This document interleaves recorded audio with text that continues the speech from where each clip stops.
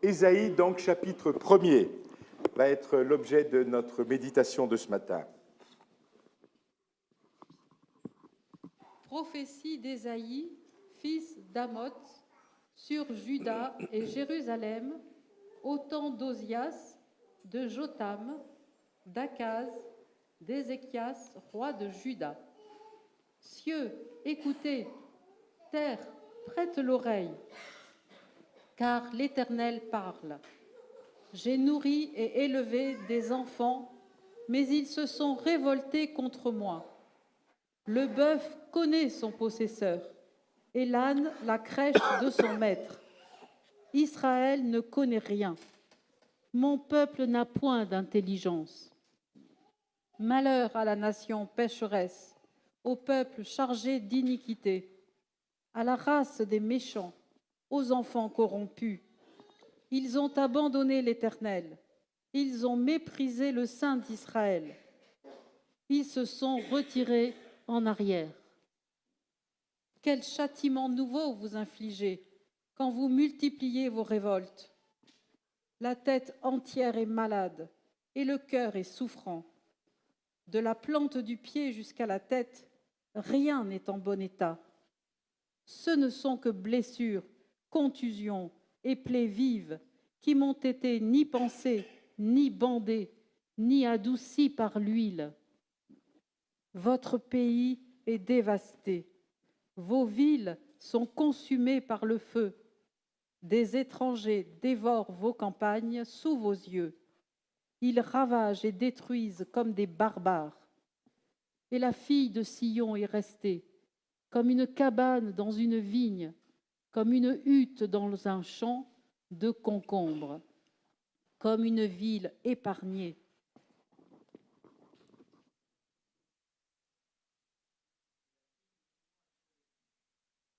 C'est comme une cabane dans une vigne, comme une hutte dans un champ de concombres, comme une ville épargnée. Si l'Éternel, le Maître de l'univers, ne nous avait pas conservé un faible reste, nous serions pareils à Sodome. Nous rassemblerions à Gomorrhe. Écoutez la parole de l'Éternel, chef de Sodome. Prête l'oreille à la loi de notre Dieu, peuple de Gomorrhe. Que m'importe la quantité de vos sacrifices, dit l'Éternel. Je suis rassasié des holocaustes de béliers et de la graisse des veaux. Je ne prends aucun plaisir au sang des taureaux, des brebis et des boucs. Quand vous venez vous présenter devant moi, qui vous demande de piétiner ainsi mes parvis, cessez d'apporter des offrandes illusoires. J'ai horreur de l'encens, des débuts de mois, des sabbats et des convocations aux réunions. Je ne supporte pas de voir l'injustice associée aux célébrations. Je déteste vos débuts de mois et vos fêtes. C'est un fardeau qui me pèse. Je suis fatigué de les supporter. Quand vous tendez les mains vers moi, je détourne mes yeux de vous. Même quand vous multipliez les prières, je n'écoute pas. Vos mains sont pleines de sang. Lavez-vous, purifiez-vous, mettez un terme à la méchanceté de vos agissements. Cessez de faire le mal. Apprenez à faire le bien, recherchez la justice. Protégez l'opprimé, faites droit à l'orphelin, défendez la veuve. Venez et discutons, dit l'Éternel. Même si vos péchés sont couleur cramoisie, ils deviendront blancs comme la neige. Même s'ils sont rouges comme la pourpre, ils deviendront clairs comme la laine. Si vous voulez bien écouter, vous mangerez les meilleurs produits du pays, mais si vous refusez et vous montrez rebelle, vous serez dévorés par l'épée. Oui, c'est l'Éternel qui l'affirme. La cité fidèle est devenue une prostituée. Elle était remplie d'équité. La justice y habitait. Et maintenant, il y a des assassins. Ton argent s'est changé en scorie. Ton vin a été coupé d'eau. Tes chefs sont rebelles et complices des voleurs. Tous aiment les présents et courent après les récompenses. Ils ne font pas droit à l'orphelin, et la cause de la veuve ne vient pas jusqu'à eux. C'est pourquoi, voici ce que dit le Seigneur, l'Éternel des armées, le fort Israël. Ah, je tirerai satisfaction de mes adversaires, et je me vengerai de mes ennemis. Je porterai ma main sur toi, je fondrai tes scories, comme avec de la potasse, et j'enlèverai toutes tes parcelles de plomb. Je rétablirai tes juges tels qu'ils étaient autrefois, et tes conseillers tels qu'ils étaient au commencement. Après cela, on t'appellera ville de la justice, cité fidèle. Sion sera sauvé par la droiture, et ceux qui s'y convertiront seront sauvés par la justice. Mais la ruine atteindra tous les rebelles et les pécheurs, et ceux qui abandonnent l'Éternel périront. On aura honte à cause des térébintes auxquelles vous prenez plaisir, et vous rougirez à cause des jardins dont vous faites vos délices. Car vous serez comme un térébinthe au feuillage flétri, comme un jardin qui n'a pas d'eau. L'homme fort sera comme de l'étoupe, et son œuvre comme une étincelle. Ils brûleront l'un et l'autre ensemble, et il n'y aura personne pour éteindre. Merci beaucoup. Je ne sais pas, est-ce qu'il y a quelqu'un qui peut traduire ou pas? Vous ne faites pas là? D'accord. Bon, j'espère que vous allez me comprendre. Dans la fable, le renard et le corbeau, ou le corbeau et le renard, de La Fontaine, vous vous rappelez, à un moment donné, le renard vient près du corbeau et lui dit « Si votre ramage se rapporte à votre plumage, vous êtes le phénix des hôtes de ces bois. » À ces mots, le corbeau ne se sent plus de joie et pour montrer sa belle voix, ouvre un large bec, laisse tomber sa proie, qui, comme on sait, était un camembert, un fromage, pardon. Cette histoire, cette fable, me fait penser à un certain roi Osias, il a été mentionné ici dans le texte, qui a bien commencé son règne. Il a été fidèle, selon la loi de Moïse, jusqu'à la mort d'un certain prophète qui s'appelait Zacharie, à ne pas confondre avec le livre de Zacharie que nous avons dans notre Bible, qui était quelqu'un qui le conduisait, quelqu'un qui le dirigeait, c'était son conseiller, mais il nous est totalement inconnu à part ce texte. Seulement voilà, vers la fin de sa vie, Osias se fait corbeau. Osias est devenu fort, puissant. Son cœur gonfle d'orgueil, ce qui entraîne sa perte. Un jour, il va même jusqu'à pénétrer dans le temple pour offrir des parfums sur l'autel des parfums. Chose interdite pour toute personne étrangère, pour tous ceux qui n'étaient pas les prêtres. 80 prêtres pourtant de l'Éternel, avec courage, s'approchent de lui en lui disant « Ce n'est pas à toi, Osias, d'offrir l'encens. À l'Éternel, c'est réservé aux prêtres, descendants d'Aaron, qui ont été consacrés pour cela. Sors du sanctuaire, car tu commets un acte de rébellion. » Alors Osias, qui tenait un encensoir à la main, se mit en colère contre les prêtres, et au même moment, la lèpre apparut sur son front. Et comme lépreux, eh bien, il fut chassé donc du temple, et il fut chassé de la communauté d'Israël. En usurpant les fonctions sacerdotales, Osias se comporte comme les monarques païens qui se font à la fois rois, prêtres sur tous les peuples. Atteint de lèpre, Osias est donc rejeté du peuple d'Israël. Alors, vous aurez 3 diapos à regarder pour ce texte d'Ésaïe. La première, ce sont les grottes de Qumran. Entre 1946 et 1956, on a découvert quelques 981 manuscrits de l'Ancien Testament dans des jarres de terre, dans 11 grottes situées donc près de Qumran, qui est près aussi de la citadelle de Masada, où les Juifs furent complètement anéantis.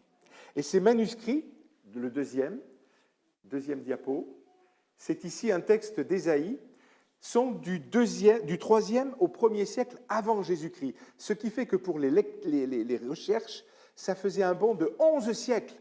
On n'avait pas des textes aussi vieux. Et en fin de compte, on a ici donc quelque chose d'absolument merveilleux.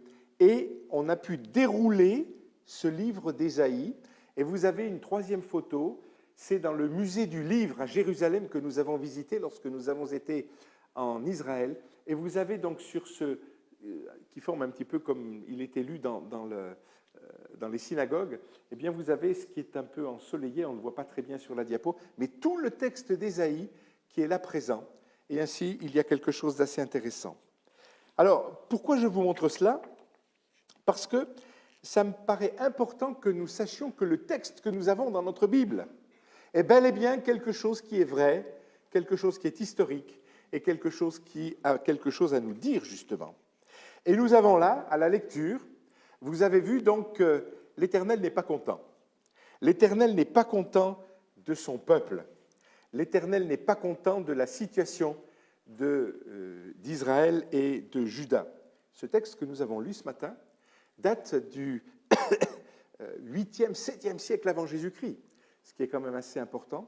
Et ensuite, il y aura bien sûr les prophéties vers la fin du livre d'Ésaïe.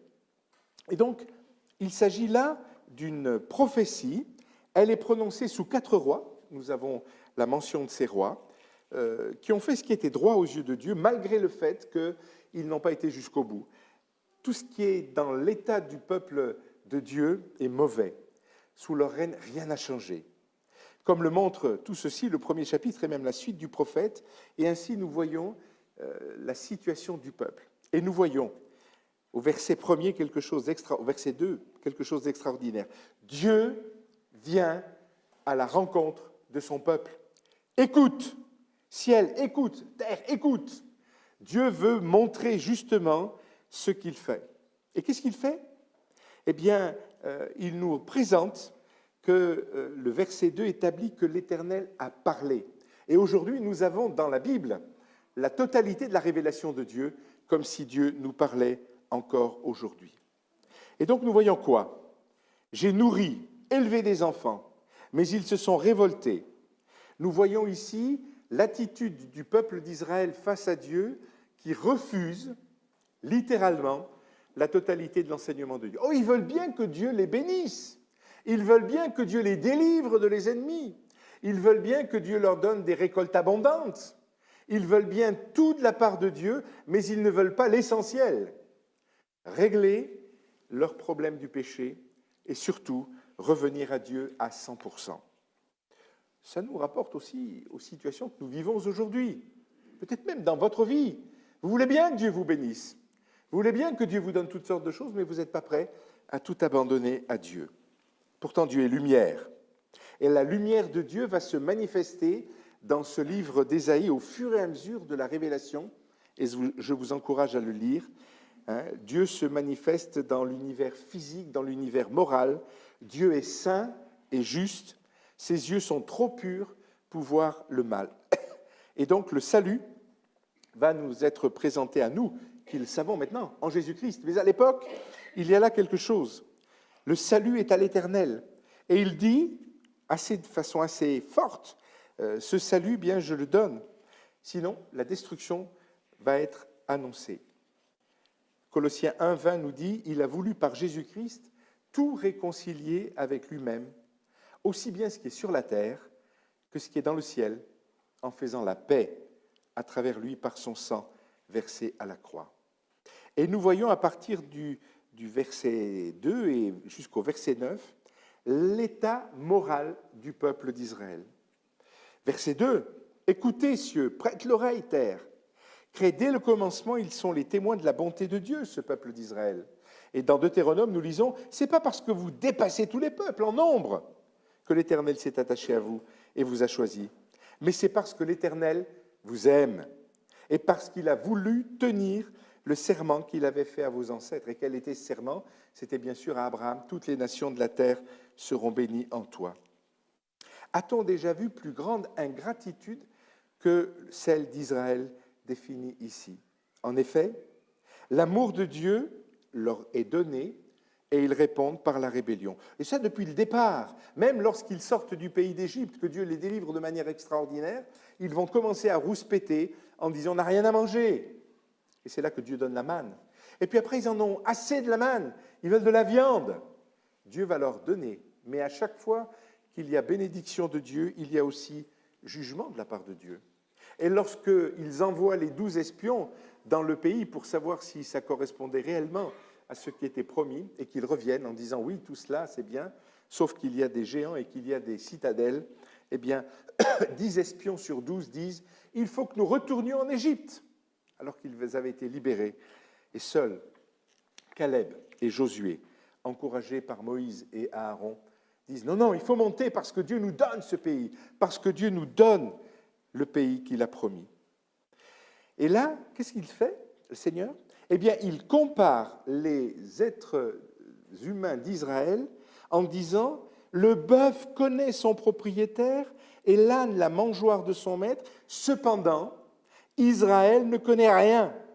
Mon peuple n'a pas d'intelligence. » Et c'est là qu'à partir du verset 4, il y a ce mot très fort, « malheur ». Et jusqu'au chapitre 6, Ésaïe ne va cesser de dire « malheur à vous ».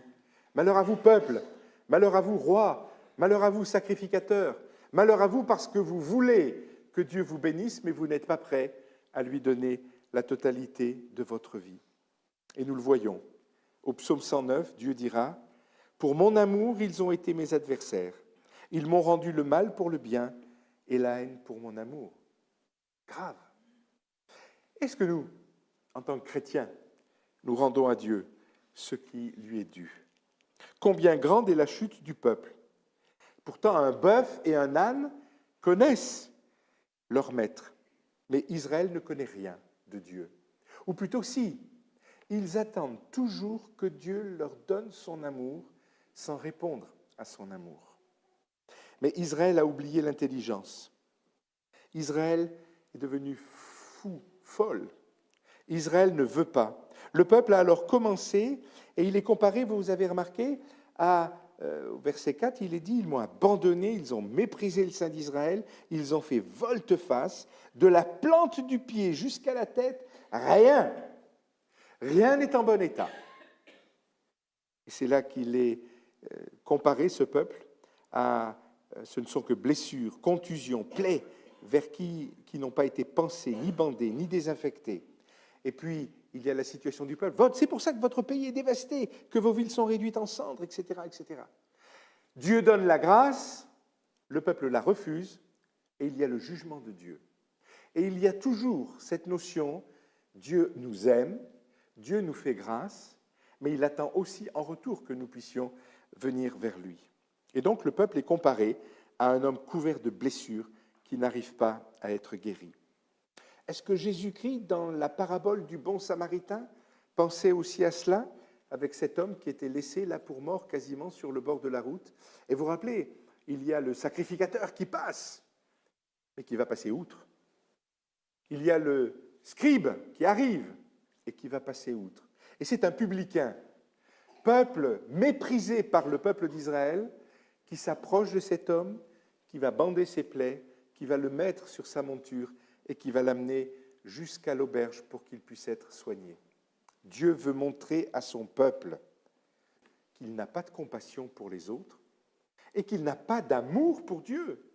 Rappelez-vous, il était dit dans l'Ancien Testament, « Tu aimeras le Seigneur ton Dieu de tout ton cœur, de toute ton âme, de toute ta force. » Jésus va rajouter « de toute ta pensée ». Et le deuxième commandement qui lui est similaire, « Tu aimeras ton prochain comme toi-même ».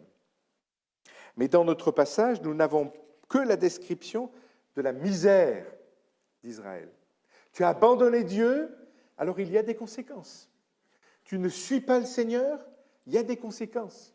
Tous nos choix, y compris pour les nôtres aujourd'hui, ont des conséquences.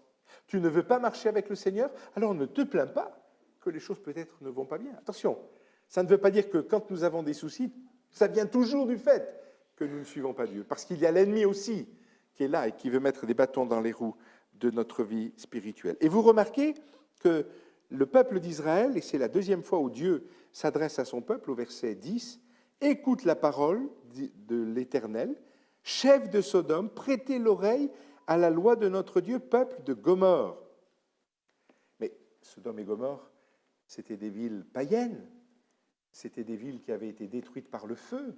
Dans la Genèse, nous voyons cela, où Lot est sorti et a été délivré. Mais Jérusalem, Israël, est comparé à Sodome et Gomorrhe. Waouh! Je pense que quand les gens ont entendu cela, leurs cheveux ont dû se dresser sur la tête. Comment Dieu ose nous comparer à Sodome et Gomorrhe. Et c'est vrai que Sodome et Gomorrhe, c'était le nec plus ultra du péché dans le monde, avec toutes sortes de traditions que nous voyons qui sont absolument abominables. Et pourtant, là, Dieu s'adresse à Jérusalem en disant « Tu es comme Sodome, tu es comme Gomorrhe ». Sous-entendu, rappelez-vous, Sodome et Gomorrhe, il y a eu le jugement de Dieu. Tout a été détruit. Et pourtant, et voilà ce que Dieu dit, « Qu'importe la quantité de vos sacrifices, dit l'Éternel, je suis rassasié des holocaustes, des béliers, de la graisse des veaux. Je ne prends aucun plaisir au sang des taureaux, des brebis et des boucs. Quand vous venez vous présenter devant moi, qui vous demande de piétiner mes parvis, cessez d'apporter des offrandes illusoires. J'ai horreur de l'encens. Je ne supporte pas, un peu plus loin, je déteste, je suis fatigué, je détourne mes yeux, je n'écoute pas. » Dieu va montrer au peuple qu'il en a assez.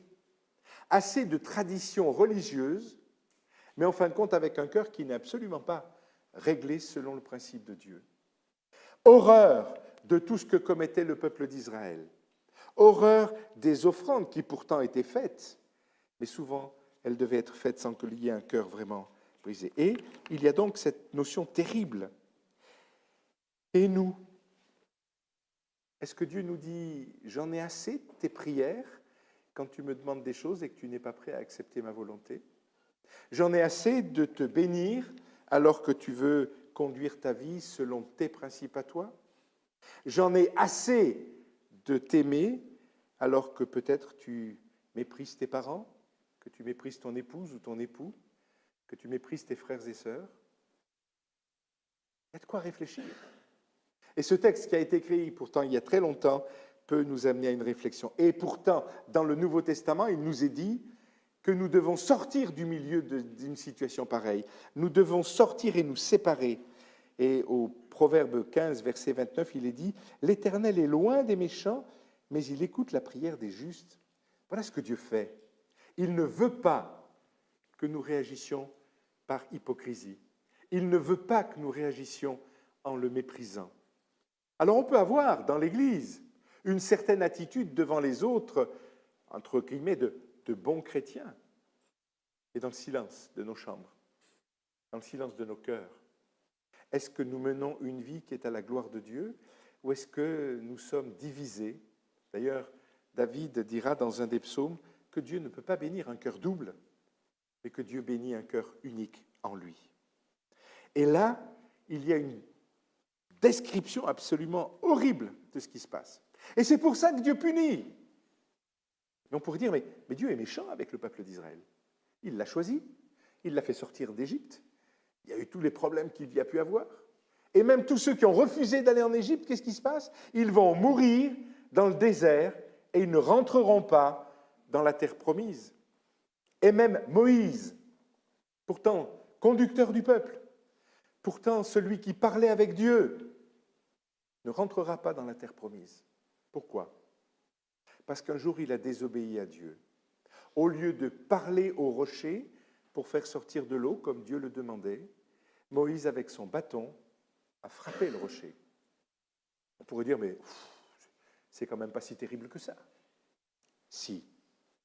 Quand on désobéit à la parole de Dieu, c'est à la sainteté même de Dieu que nous désobéissons. Et c'est pour ça que c'est grave. Alors attention, je ne dis pas qu'on va y arriver, hélas, parce que tant que le Seigneur ne sera pas revenu, nous sommes au combat les uns et les autres dans nos vies, mais nous devons toujours mettre le Seigneur en premier dans nos vies. Et alors, qu'est-ce qui se passe ? Eh bien, face à l'état religieux lamentable d'Israël, face au fait que Dieu va dire qu'il y a la punition qui va arriver, mais au verset 18, nous voyons au verset 17, après, au début, « Apprenez à faire le bien, recherchez la justice, protégez l'opprimé, faites droit à l'orphelin, défendez la veuve. » Et puis le verset 18 est absolument magnifique. « Venez et discutons. » Une autre version dit « Venez et plaidons. Même si vos péchés sont couleur cramoisie, ils deviendront blancs comme la neige. Même s'ils sont rouges comme le pourpre, ils deviendront clairs comme la laine. » Dieu, dans sa grâce, appelle le peuple d'Israël à venir plaider avec Dieu. Et Dieu promet là le pardon. Dieu promet la compassion qu'il a pour chaque être humain. Si nous avons un cœur qui n'est pas bon, qui est sale, qui est rouge, qui est pourri, nous devons revenir à Dieu. Ne pas essayer de chercher par nous-mêmes à nous débattre, en mettant toutes sortes de règles dans nos vies. Non, il faut revenir au pied de la croix. Il faut revenir à la grâce de Dieu. Il faut revenir là où Jésus a pu dire « Tout est accompli, il n'y a plus rien à ajouter » et nous sommes là au banc des accusés, mais avec la grâce de Dieu. Alors, pour la troisième fois, Dieu s'adresse à son peuple pour lui offrir le pardon, la bénédiction et la vie. Nous venons de voir que Dieu, qui connaissait les péchés de son peuple, même s'il leur parle de l'action des ennemis qui va avoir lieu, toujours et toujours, il est là pour mettre sa compassion, venir à lui, plaider, c'est-à-dire reconnaître qu'on mérite la condamnation, reconnaître qu'on ne peut pas par nous-mêmes acquérir le salut, mais reconnaître qu'en Jésus-Christ, nous avons tout pleinement. Qui nous rendra justes ? Vous vous rappelez, l'apôtre Paul, au début de son épître aux Romains, va dire, voilà, les hommes seront jugés aussi pour ceux qui n'ont jamais entendu parler de l'Évangile, selon leur conscience et selon les règles de la nature. Et puis, il y a ces Juifs qui pensaient qu'ils étaient bien meilleurs que les autres. Et pourtant, au chapitre 3, Paul va dire, il n'y a pas de juste, pas même un seul. Et tout est grâce. Tout est grâce si nous demandons pardon à Jésus-Christ. Et donc, nous devons revenir jour après jour, instant après instant, au pied de la croix. Nous mettre sous le sang de l'agneau qui a purifié nos péchés. Et c'est ce que Dieu dit ici pour le peuple. Si vous voulez bien écouter, vous mangerez les meilleurs produits du pays. Mais si vous refusez, versets 19 et 20, si vous montrez rebelle, vous serez déportés par l'épée. Oui, c'est l'Éternel qui l'affirme. Toujours, je mets la grâce devant toi, mais si tu ne la veux pas, alors il va y avoir des conséquences. Si on accepte la grâce, il y a des conséquences. Si on refuse la grâce de Dieu, il y a des conséquences. Et alors, à partir du verset 21, il y a là quelque chose d'assez impressionnant sur l'infidélité de Jérusalem. Jérusalem, pourtant, la ville choisie par Dieu, la ville où le temple a été érigé, la ville où, une fois par an, le souverain sacrificateur venait chercher la grâce de Dieu en rentrant dans le lieu très saint. Et qu'est-ce qu'il est dit ? Comme la ville de Jérusalem, elle est devenue une prostituée. Elle était remplie d'équité, la justice y habitait, et maintenant, il y a des assassins. Ton argent s'est changé en impureté. Ton vin a été coupé d'eau. Tes chefs sont rebelles et sont complices de voleurs, etc., etc. La ville, voilà ce qu'elle est devenue. Alors qu'elle était la ville sainte, alors qu'elle était la ville où Dieu voulait régner, eh bien, il y a toutes sortes de choses. Et elle est appelée prostituée. Et puis vous avez remarqué même, vous qui habitez dans le coin de Bordeaux, ton vin a été coupé d'eau. Ça, c'est un scandale pour des Bordelais, avec le vin qui est par ici. Et pourtant, Dieu est en train de dire quoi ? Ben, si tu mets de l'eau dans ton vin, ça veut dire que tu ne prends pas la pureté du vin. Si tu ne prends pas l'Éternel dans sa totalité, ça ne marche pas. Tu ne peux pas admettre Jésus plus quelque chose ou Jésus moins quelque chose, mais c'est Jésus tout. Tout. Le Massayens, qui était un grand prédicateur, fin du 19e, début du 20e, disait « Le Christ tout entier dans la Bible tout entière pour le monde tout entier. » Christ. Et alors, qu'est-ce qui se passe ?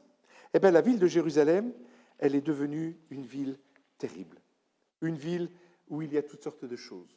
Et une ville qui va, en fin de compte, eh bien, au verset 24, Dieu va le dire, c'est pourquoi, et c'est la 5e fois qu'il s'adresse à son peuple, déclare le Seigneur l'Éternel, le Maître de l'univers, le Dieu fort d'Israël, je prendrai ma revanche sur mes adversaires.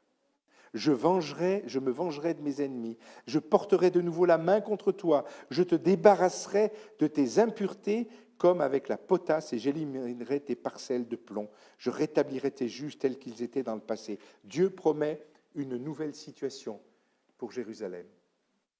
Mais nous savons, parce que l'histoire nous le montre, Jérusalem va être détruite par Nebuchadnezzar en 586. Et le peuple va être emporté en captivité à Babylone pendant 70 ans. Tout ça pourquoi?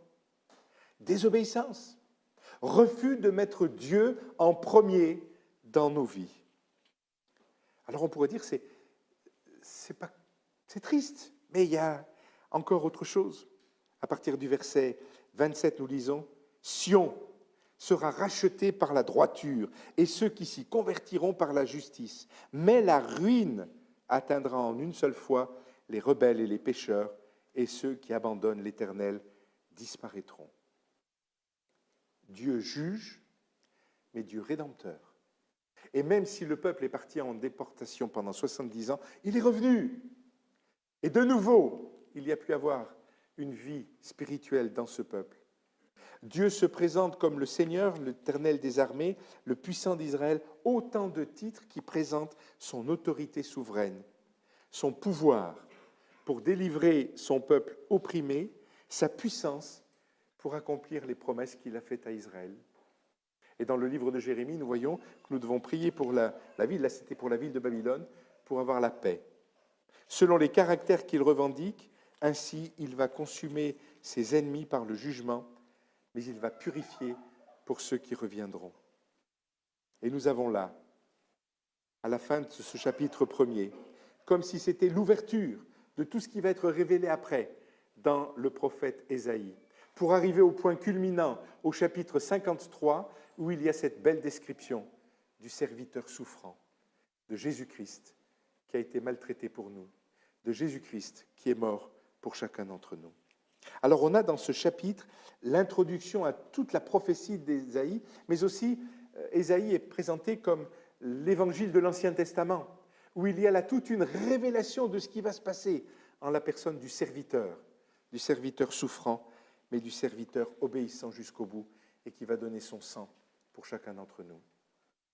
Alors en résumé, Dieu annonce le jugement de son peuple sur ses adversaires, qu'ils soient Israël ou ennemis d'Israël.